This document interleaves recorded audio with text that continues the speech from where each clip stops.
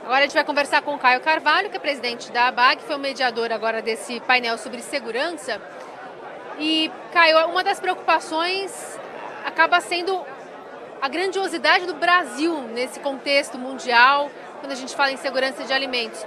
E você tinha mencionado para mim, em outra oportunidade, dessa dificuldade do Brasil cair a ficha de que é importante se modernizar e é importante ter um papel de protagonismo nesse momento. Queria que você falasse um pouquinho sobre isso.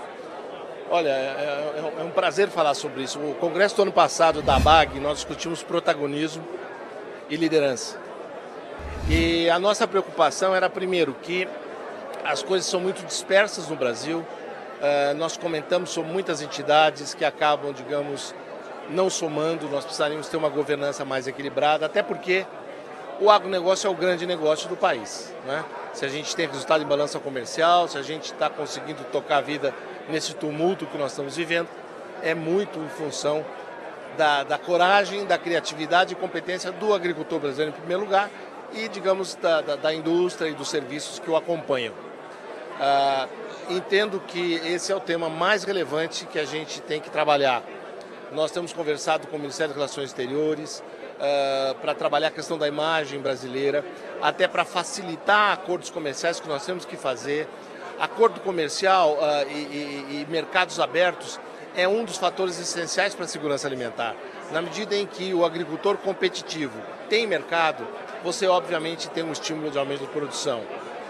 Na medida em que o Brasil fez toda essa revolução verde que fez o Brasil, em silêncio, a gente tem confiança que a sequência disso ganhará uma escala ainda maior. Nós temos olhado as tecnologias que vêm surgindo, o potencial delas no mundo tropical, qualifica o Brasil não apenas como grande produtor, digamos assim, de biomassa, mas também como o país que detém a tecnologia da grande expansão no mundo tropical. Quando você pensa em África, em vários locais, imagina que a tecnologia será brasileira, sem dúvida alguma. Esse é o ânimo, digamos, isso é a coisa que o Brasil tem que saber utilizar mais. E como proteger o agricultor para também ter mais coragem de investir, de também ter menos medo de perder safra? Como é que a gente faz essa blindagem? O maior problema que tem, se a gente vamos sair um pouquinho do momento que vivemos agora, mas as políticas públicas para o setor do agronegócio normalmente têm sido muito falhas, muito fracas. Os planos de safra saem depois que os plantios foram feitos. Você não tem uma visão plurianual para poder facilitar investimentos. Nós vivemos uma realidade financeira de juros, de inflação muito complexas. E a gente expõe o agricultor a todos os riscos. Ninguém mais tem riscos de produzir do que a agricultura no mundo tropical. Pela questão da temperatura, do clima, de ataque de pragas e doenças. Tudo isso, obviamente, obriga o agricultor brasileiro a ser produtivo cada vez mais, no entanto, cada vez mais, enfrentando todas essas intempéries com o mínimo de seguro. A gente praticamente não tem seguro rural, ou seja, é realmente na raça que a gente tem feito isso tudo. Eu queria que você falasse também, só para concluir, sobre essa falta de medo, talvez, histórico de passar fome no país em relação à guerra.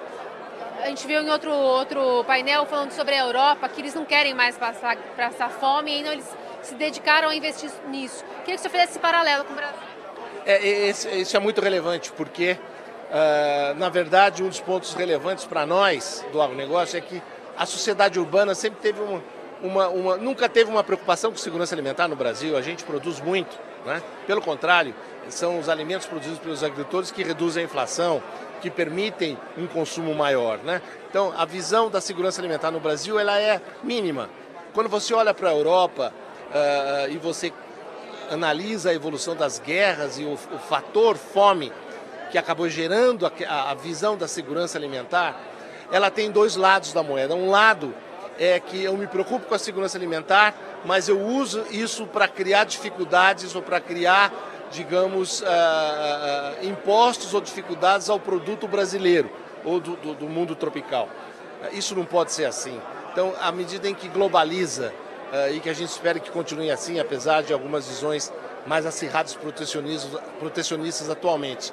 Mas o Brasil é um país relevante nesse sentido, porque a gente faz tudo abertamente, sem nenhum protecionismo para a agricultura, de tal modo que, com isso, acredito eu, o fator da abertura dos mercados passa a ser um fator positivo para o mundo, porque a produção existe. A gente perde, às vezes, volumes grandes de alimentos pelas indefinições ou pelas dificuldades de impostos ou de protecionismo dos países que sentem, esse sim, ou sentiram na pele o problema grave da falta de segurança alimentar. É a melhoria nesse ciclo, né? É a rotatividade e a fluidez desse ciclo. É a fluidez, canais abertos, mercados abertos, cada vez mais bolsas com mercados futuros, liquidez aos contratos, tudo aquilo que sem fronteiras ou dificuldades de impostos ou de protecionismos faria seguramente a segurança alimentar muito mais fácil.